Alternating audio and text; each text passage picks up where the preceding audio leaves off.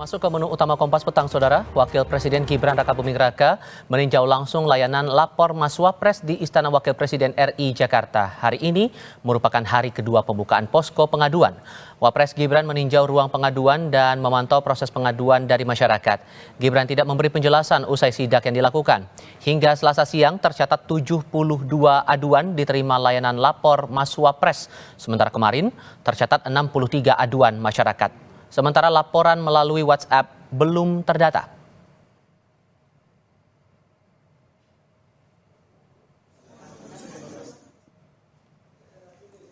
Anggota Komisi 2 DPR RI fraksi Partai Demokrasi Indonesia Perjuangan, Dedi Sitorus menanggapi program lapor Mas Wapres yang dibuka Gibran Rakabuming Raka. Dedi menilai sah-sah saja jika sudah berkoordinasi dengan Presiden Prabowo.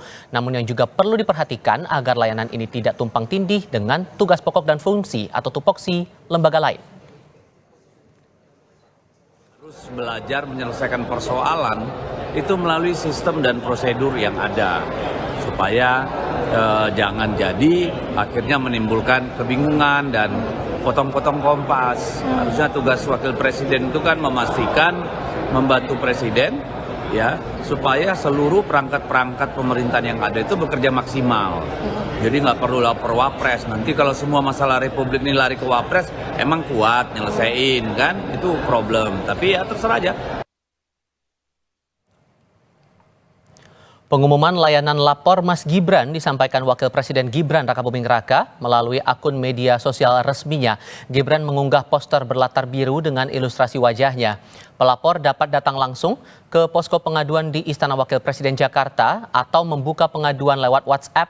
Dan dalam poster yang terlihat di layar kaca, Saudara, tercantum informasi aduan warga dibuka pada Senin hingga Jumat pukul 8 pagi hingga 2 siang waktu Indonesia Barat. Aduan dibuka di Istana Wakil Presiden berlokasi di Jalan Kebon Sirih, Jakarta Pusat.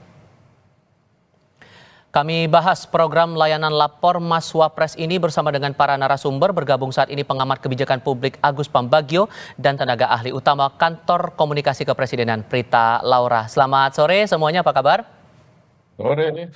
Terima kasih sudah bergabung bersama kami dalam diskusi Kompas Petang kali ini. Mbak Prita, saya mau pastikan dulu untuk program lapor Mas Gibran ini, apakah sudah diketahui juga oleh Pak Prabowo bahwa akan ada posko pengaduan di Istana Wakil Presiden? Atau ada bagaimana bentuk koordinasinya sejauh ini?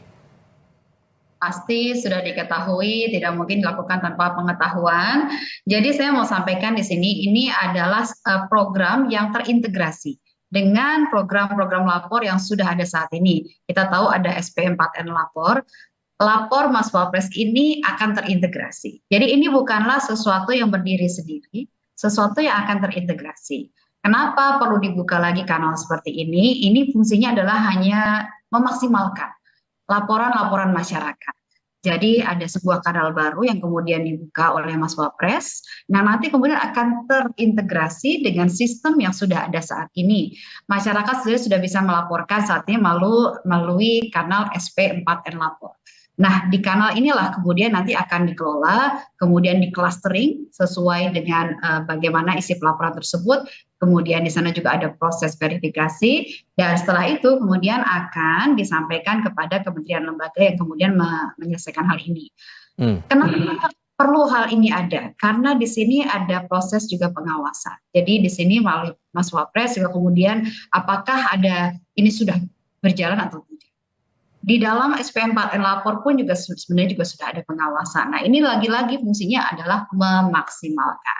Kemudian juga lagi kenapa perlu juga ada hal ini sebagai seorang pejabat publik yang ini adalah artinya adalah pelayanan publik ya. Perlu kemudian mengetahui sebenarnya masyarakat ini memiliki masalah apa. Ini merupakan bagian dari mitigasi isu. Sebenarnya bagaimana sih masyarakat terhadap kebijakan seperti ini, masalahnya ada di mana. Semua laporan ini nanti akan menjadi satu bentuk masukan juga kepada Mas Wapres begitu, untuk kemudian menjadi bahan evaluasi, menjadi bahan untuk mengembangkan kebijakan-kebijakan publik yang ada. Karena di dalam laporan Mas Wapres ini bukan hanya ditampung masalah keluhan, tapi juga banyak masyarakat yang punya berbagai ide. Saya sebagai tenaga ahli di Kantor Komunikasi Kepresidenan saja banyak sekali orang yang memberikan masukan kepada saya. Ini harusnya begitu. Namun dengan kanal ini berbagai masukan masyarakat, pemikiran, hal-hal baik, praktek baik di masyarakat maupun juga terutama di daerah ini bisa disampaikan Oke. melalui kanal-kanal ini. Eh, Ya. oh, ada upaya memaksimalkan di sini, Pak Agus. Makanya kemudian dibukalah lapor di kantor Istana Wakil Presiden. Menurut Anda ini efektif? Begini, ini bukan yang pertama kan ya. Dulu 7-8 tahun yang lalu saya pernah membuat sendiri untuk namanya protes publik dan itu menampung begitu banyak. Saya kasih moto 2 kali 24 jam selesai. Kenapa saya bisa lakukan itu? Karena saya bukan bagian dari suatu sistem kenegaraan. Saya dari publik. Nah itu lalu diambil sebagian oleh UKP 4. Waktu itu bikin lapor, kemudian zamannya itu zaman Pak SBY. Kemudian zaman Pak Jokowi ada lapor dari KSP. Nah, saya nggak tahu ini konektivitasnya kemana, tapi namanya sama. Pokoknya menerima laporan masyarakat. Nah, waktu itu yang saya khawatir pengalaman saya, komunikasi itu lalu dilakukan. Saya waktu itu pakai 2 kali 24 jam. Jadi sampai di mana saya tetap harus laporkan. Nah, yang dilapornya KSP terakhir itu kita tidak lihat disampaikan perkembangannya bagaimana. Karena masyarakat itu menunggu sampai di mana proses pengaduan saya. Nah, ini tentu baik ya untuk dilakukan kembali dikuatkan. Tetapi sekali lagi masyarakat yang lapor itu membutuhkan informasi perkembangan sampai di mana. Itu satu. Hmm. Kedua, karena ini menggunakan KL yang bermacam-macam, karena persoalan publiknya melebar kemana-mana. Artinya ada birokrasi yang harus ditempuh oleh lembaga ini. Untuk misalnya masalah tanah, masalah transportasi, itu kemana? Oh, ke Kementerian Perhubungan dulu. Dia ada dan seterusnya. Nah, apakah kantor Wapres mau sesibuk itu? Ini pertanyaan saya. Karena itu pengalaman saya sangat sibuk. Saya akhirnya hentikan itu karena saya tidak sanggup ya untuk menjalankan itu. Nah, artinya apa? Ini efektivitasnya saya masih meragukan karena belajar dari lapornya yang UKP 4 kemudian KSP, saya belum tahu datanya dari yang lapor berapa yang diselesaikan, berapa persen. Puaskah masyarakat yang melapor itu juga tidak ada datanya sampai hari ini. Itu. Oke. Oke, kalau gitu menjawabnya gimana Mbak Prita? Karena kan tujuannya memaksimalkan, tapi ada keraguan bahwa alur birokrasinya bakal lebih panjang. Apakah nanti akan ada prioritas isu yang bakal ditangani lebih dulu, atau mungkin ada pemotongan proses birokrasi, atau gimana? Jadi karena ini terintegrasi, jadi sebenarnya lagi-lagi ini bukanlah suatu hal yang terpisah. Ini terintegrasi dengan sistem lapor. SP4M lapor yang di sana untuk kebijakan, ini ada di sana ada KSP, kemudian ada Pan RB, ada Kemendagri juga Komdiji. Nah, di dalam sana kemudian ada clustering, kemudian nanti akan diserahkan kepada kementerian-kementerian yang bersangkutan untuk kemudian menyelesaikan. Di dalam SP4 lapor, kasus-kasus diselesaikan, namun tentunya ada kerahasiaan. Ada kerahasiaan bagaimana pelapor kemudian dijaga kerahasiaannya. Kemudian di sana ada juga hasil-hasilnya, cuman mohon maaf ini saya saat ini sedang tidak memegang bagaimana yang sudah ditindaklanjuti, seberapa banyak laporannya. Nanti kami bisa informasikan kepada Kompas TV juga dari hasil SP4 lapor berapa banyak yang sudah kemudian ditindaklanjuti. Namun tentunya tidak semua laporan tersebut ini bisa ditindaklanjuti. Ada hal-hal juga proses yang kemudian kita melihat apakah ini merupakan bagian dari kebijakan publik atau sebenarnya masalah pribadi. Nah, ini yang perlu dicermati. Jadi ini lagi-lagi bukan hal baru. Nah, terkait dengan apa yang dilakukan oleh Mas Gibran dengan suatu gebrakan lapor Mas Wapres ini, di sini kita juga melihat bagaimana masyarakat berbondong-bondong datang. Ini sebenarnya kalau kita bicara ini sebuah upaya dari pejabat publik untuk kemudian menjalin kedekatan, mendengarkan sebenarnya masalah rakyat itu seperti apa. Ada banyak cara untuk menjalin kedekatan dan mendengarkan masalah rakyat. Salah satunya dengan hal ini. Dan di sini yang paling menarik adalah masyarakat ini melalui WhatsApp ataupun melalui datang ke kantor dari Wakil Presiden. Di sana masyarakat akan dibantu oleh petugas. Oke. Jadi masyarakat akan dibantu untuk petugas mengisi laporan tersebut. Di mana hal ini juga bisa jadi menjadi kendala. Saya bicara dengan beberapa masyarakat begitu ya, yang memiliki kesulitan. Tapi gini Mbak, sorry saya potong di bagian situ. Anda mungkin menegaskan bahwa ini akan terintegrasi, kemudian sistemnya akan memaksimalkan dengan apa yang sudah dimiliki oleh kementerian lembaga yang lain. Tapi apakah ini tidak akan lebih efektif kalau langsung saja ke kementerian bersangkutan? Misalnya hubungannya soal transportasi, langsung saja adukan ke Kementerian Perhubungan misalnya. Kalau kita ibaratnya begini logikanya, kalau kita lebih banyak kanal telepon aduannya diperbanyak, apakah itu akan menghambat? Tidak, itu artinya akan menampung lebih banyak. Karena ujung-ujungnya akan dikelola lewat kanal yang sama, lewat saluran yang sama SP4 lapor. Jadi ibaratnya, analoginya, ini adalah memperbanyak lagi sambungan-sambungan telepon untuk menerima lebih banyak lagi aduan masyarakat. Memaksimalkan, itu dia. Ini Oke. yang sebenarnya disampaikan. Jadi lagi-lagi ini bukanlah sesuatu yang terpisah. Ini sesuatu yang terintegrasi agar menampung lebih banyak lagi. Buktinya kita lihat antusiasme masyarakat, artinya adalah masyarakat ini membutuhkan hal ini. Ini yang ingin dijawab lewat program ini. Nah, kalau begitu Pak Agus, kalau Anda mencermatinya agar semua jadi link and match sesuai dengan semangatnya pemerintah untuk memaksimalkan laporan-laporan yang ada dari masyarakat ini, apa yang perlu diperhatikan betul? Gini, masyarakat Indonesia itu akan happy, senang kalau dia bisa bertemu langsung dengan pejabat tertingginya, dalam hal ini Wapres. Apakah iya Wapres akan meladeni semua itu? Anda ingat kasus Ahok itu bagus sekali, karena dia terima, dia bereskan, segala macam cepat. Sekali lagi, ini pekerjaan yang harusnya bukan pekerjaan Wapres, tapi orang datang ke kantor Wapres hanya ingin ketemu dulu. Ini loh kasus saya Pak, tolong dibereskan. Nah, berapa lama dari dia menyerahkan itu menjadi tolok ukur keberhasilan dan kepuasan dari pelapor.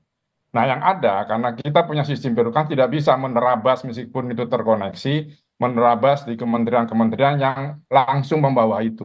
Itu ada prosedurnya. Ya, jadi tidak boleh ditabrak semuanya, itu ada prosedurnya. Nah, itu berapa lama? Apakah bisa itu disampaikan kepada masyarakat? Contoh saya lakukan dulu 2 kali 24 jam selesai. Saya hanya telepon saja, apakah dia di Rut Bank, di Rut PLN, di Rut Pertamina, macam-macam, atau bahkan menteri saya telepon bisa selesai. Saya orang luar, tapi dalam sistem birokrasi itu tidak bisa seperti itu. Ada aturannya, ada peraturan yang membawahi. Nah, seberapa cepat ini akan bisa dilakukan? Karena ini pekerjaan Wapres loh. Kalau pekerjaan gubernur atau bupati itu masih bisa dimaklumi. Ini artinya seluruh Indonesia. Orang datang dibatasi atau tidak. Orang akan kecewa ketika datang, dia tidak bisa berhadapan dengan Wapres. Kalau itu yang karena orang Indonesia pengen sekali ketemu muka, tidak hanya mengadukan, tapi bisa berbicara salaman dan foto. Ini menghabiskan waktu loh. Itu saya cuma pertanyakan bagaimana memanage Wapres ini supaya efektif pekerjaannya. Kan bukan ini saja. Oke, idealnya kalau menurut Anda harus berapa lama butuh waktu untuk bisa menyelesaikan masalah satu aduan saja? Ya, semakin cepat semakin baik, tetapi sekali lagi ini birokrasi. Jadi tidak bisa misalnya tadi kasus transportasi, saya naik kereta bukan ini ngadu ke sini. Kan lapor ini atau apapun namanya, dia akan mengkonek ke perhubungan lalu ke kereta api misalnya. Dan itu kan perlu waktu. Nah, bagaimana caranya mempercepat? Apakah kerja 24 jam 3 shift misalnya? Karena masyarakat itu menunggu, dia berharap sudah bertemu langsung, dia sudah tahu kapan selesainya. Oke. Nah, ini harus dijelaskan. Apapun perkembangannya, sampai tidak selesai harus disampaikan. Ini pekerjaan bukan pekerjaan mudah. Ini lebih sulit dari mengerjakan sebagai tugasnya Wapres. Karena ini dengan masyarakat loh, hati-hati saja. Oke, kalau begitu Mbak Prita, jadi targetnya sejauh ini satu aduan misalnya diterima oleh Istana Wakil Presiden akan diselesaikan dalam waktu berapa hari atau berapa lama? Baik, kalau bicara soal penyelesaian tentu kita tidak bisa menyamaratakan. Contoh misalnya kalau ini ada bicara mengenai konflik lahan, penyelesaiannya tentu tidak bisa dalam hitungan hari. Namun yang pasti adalah berdasarkan sistem dari SP4N Lapor, Admin Nasional akan melakukan telaah dan verifikasi atas pengaduan paling lama 3 hari kerja. Jadi proses telaah dan verifikasi atas pengaduan itu paling lama 3 hari kerja. Mengenai penyelesaian, lagi-lagi kasus per kasus. Apakah kasus itu termasuk dalam konteks pelayanan publik atau tidak? Apakah kasus itu memang bisa diselesaikan dalam waktu singkat atau tidak? Apakah memang ini adalah kasus yang berkaitan dengan kriminal misalnya? Ketika kasusnya adalah berkaitan dengan kriminal, tentu kanalnya berbeda lagi. Tidak bisa kita bicara penyelesaian hanya dalam 1 minggu. Tidak semudah itu. Dan penyelesaian itu informasi terupdate-nya terakhirnya ada di tangannya Mas Gibran atau dari Istana Wapres atau di kementerian lembaga terkait, Mbak? Dalam konteks SP4N Lapor, ada laporan dari seluruh kementerian negara yang terlibat di sana menjadi satu lapor. Dan kemudian nanti juga ada laporan berdasarkan clustering dari masing-masing kementerian lembaga yang kemudian bertugas untuk follow up dari aduan tersebut. Namun hati-hati loh Mbak Prita. Di sisi lain, ya Mas. Hati-hati Mbak Prita, pengalaman saya dulu, 50% dari pengaduan itu fake, palsu. Iya. Nah, bagaimana memverifikasinya? Itu pengalaman saya 50% Pak, ada orang ngetes, ada orang cuman pengen tahu ini bagaimana gitu. Begitu kita selidiki masuk semua sistem, wah ini bohong. Nah, Oke. ini yang harus bisa diverifikasi secepatnya. Oke, singkat saja Mbak Prita. Betul. Iya, betul Mas. Jadi memang kita proses verifikasi ini menjadi sangat penting karena itu tadi palsu bisa jadi memang kita juga banyak temukan juga Mas di SP4 yang lapor. Jadi memang proses verifikasi dilakukan, ada target dari para petugas untuk melakukan verifikasi ini adalah 3 hari kerja. Verifikasi atas pengaduan tersebut apakah ini palsu atau tidak dan tentunya ada kelengkapan data-data Baik. yang harus dilakukan agar jangan sampai ini merupakan satu fitnah. Dan di sini pun juga ombudsman juga akan terlibat, juga bukan akan, yang sudah terlibat juga dalam sistem ini. Oke. Jadi proses pengawasan dan tata kelolanya juga sudah Oke. Oke, Mbak Prita mewakili Kantor Komunikasi Presiden dan Mas Agus Pambagio, terima kasih banyak sudah berdiskusi bersama kami kali ini. Sehat selalu semuanya. Selamat sore. Terima kasih. Baik, terima kasih Mas Agus. Berita lain usai jeda, Pengadilan Negeri Jakarta Selatan menerima dan mengabulkan permohonan Gubernur Kalimantan Selatan Syahbiri Nur atas penetapan statusnya sebagai tersangka oleh KPK.